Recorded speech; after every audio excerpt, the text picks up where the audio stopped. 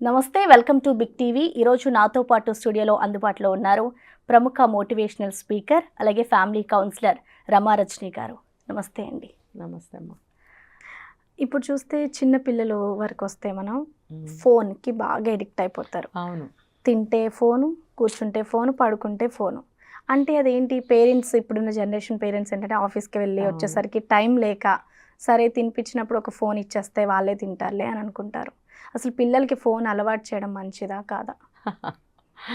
నైస్గా అడుగుతున్నారు. అది ఎలా మంచిది అవుతుంది? అది అంటే పేరెంట్స్కి వర్క్ ఉండడం వల్ల, ఇంటికి వచ్చి స్ట్రెస్ అవ్వడం వల్ల, వాళ్ళతో టైం స్పెండ్ చేయలేక, ఓపిక లేక కన్నందుకు పిల్లలకి ఒక ముద్ద పెట్టాలి కదా. ఎలాగోలా వండుతారు పాపం ఓపిక తెచ్చుకుని, వాళ్ళకి పొట్టలోకి తొయ్యాలి కాబట్టి అది ఇచ్చేస్తే సైలెంట్గా నోరు తెరుస్తుంది, నోట్లో పెట్టేస్తుంటారు. ఎంత తింటుందో వాళ్ళకి తెలియదు. ఏదో ఒకటి పెట్టేసేయడం, మూతికి అడిగేయడం, వెళ్ళిపోవడం.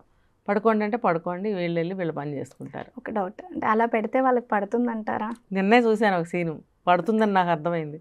అవునండి, నిన్ననే చూశాను, ఇంకా 24 hours అవ్వలేదు. ఒక 4 years ఉంటాయి ఆ పాపకి, 5 years కూడా ఉండవేమో. పక్కన ఇంకో 7 years పాప ఉంది. అమ్మ నాన్న ఇద్దరు, నలుగురు. ఏం చేశారంటే ఒక దగ్గర అనమాట, మేము ఫుల్ డే బయట ఉండటం వల్ల మాకు డిన్నర్ లేక టిఫిన్ చేద్దామని చెప్పి అక్కడ ఆగాం మేము. టిఫిన్ తిందామని చెప్పి వాళ్ళు వచ్చారు. వచ్చినప్పుడు ఏం చేశారు, ఆ పాపను అసలు కిందకి దింపట్లేదు. 4-5 years ఉన్నప్పుడు ఆ పాపను ఎందుకు ఎత్తుకోవాలి అంటే, వీళ్ళు గారాబం చేయటం అనేది, ముద్దొస్తే చాలు గారాబం చేస్తారు. ఒక 5 ఏళ్ళు 6 ఏళ్ళు దాటిన తర్వాత అప్పుడు తెలుస్తుంది ఆ ముద్దు గారాబం.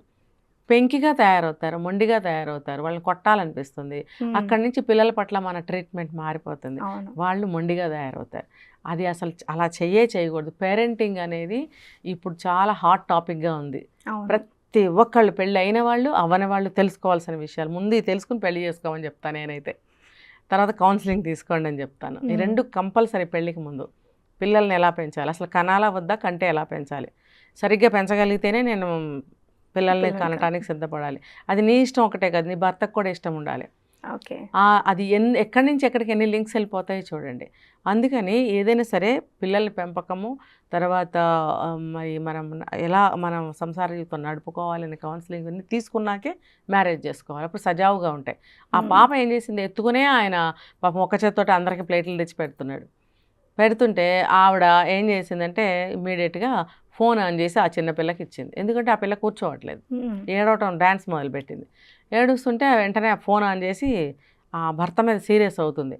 ఫోన్ ఇవ్వమంటే ఒక్క క్షణం ఆలస్యమైందని ఆయన మీద సీరియస్ అయింది. ఆయన గబుక్కని ఫోను ఇవ్వటము, ఫోన్ ఆన్ చేసి ఆ పాపకి ఇస్తే తల కూడా ఎత్తకుండా వెంటనే ఫోన్ ఆన్ చేసి చూస్తుంది. ఏం చూస్తుందా అని చూస్తే ఏదో సినిమా సాంగ్స్, డ్యూయట్స్ చూస్తుంది. అందులో డైలాగ్స్ వస్తున్నాయి. పక్కన పెద్ద పిల్ల ఎలా చూస్తుంది అంటే మేబీ ఆ పిల్లని భయపెట్టి పెంచుతున్నారు, ఈ పిల్లని గారవంగా పెంచుతున్నారు. ఆ పిల్లకి ఇచ్చిన ప్లేట్ ఆ పిల్ల తింటుంది, ఈ పిల్లకేమో తినిపిస్తుంది ఆవిడ. శుభ్రంగా ఆ ప్లేట్లో ఉన్నాయని తినేసింది, ఆ సెల్ ఫోన్ వదలకుండా. నేను ఇలా చూస్తూనే ఉన్నాను అంతసేపు. కానీ నేను వెళ్ళి ఇన్వాల్వ్ అవ్వకూడదు కదా, ఎవరిష్టం వాళ్ళది. మనం ఎంతమంది దగ్గరికి వెళ్ళి చేయి పట్టి నడిపించలేం కదా. చూస్తూనే ఉన్నాను. ఆ పిల్ల తినే వరకు ఆ తల్లి మొహం ఎంత టెన్షన్గా ఉందంటే, నిమిషానికి ఒకసారి భర్త మీద అరుస్తూనే ఉంది. ఆ టెన్షన్ అంతా ఆయన మీద, ఏదో ఆయన ఎలా చేతులు కట్టుకుని టెన్షన్గా చూస్తున్నాడు పాప వైపు.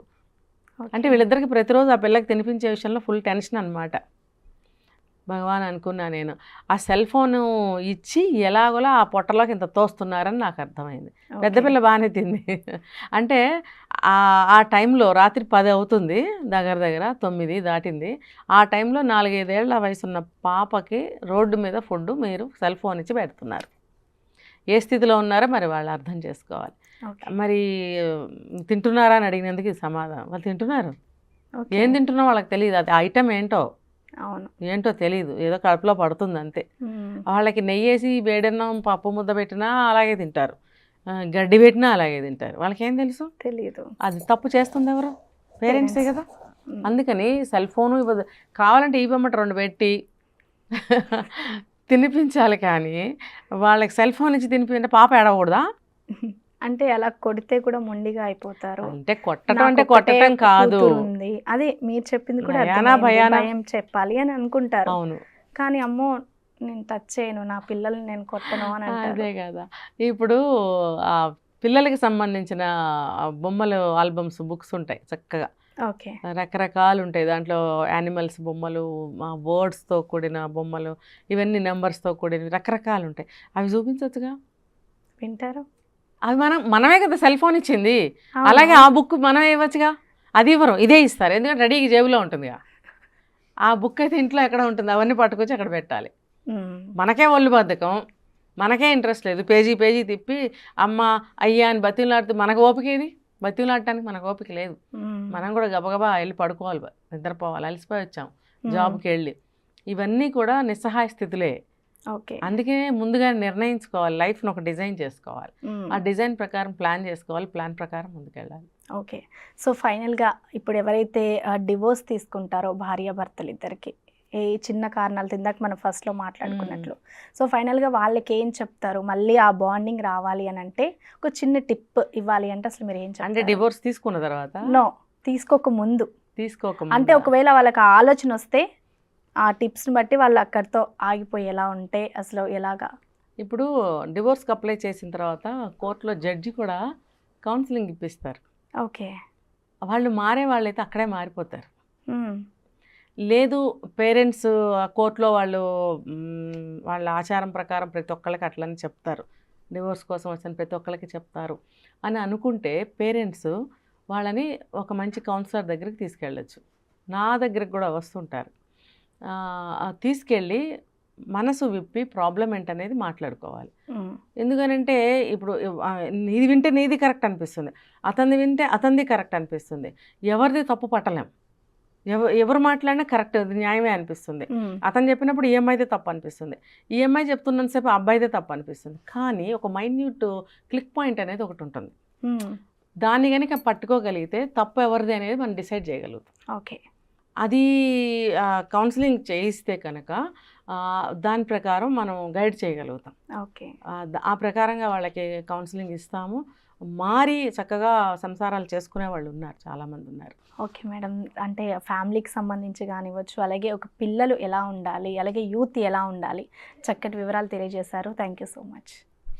చక్కటి వివరాలు తెలియజేశారు. Thank you so much. For more videos like this, subscribe Big TV channel.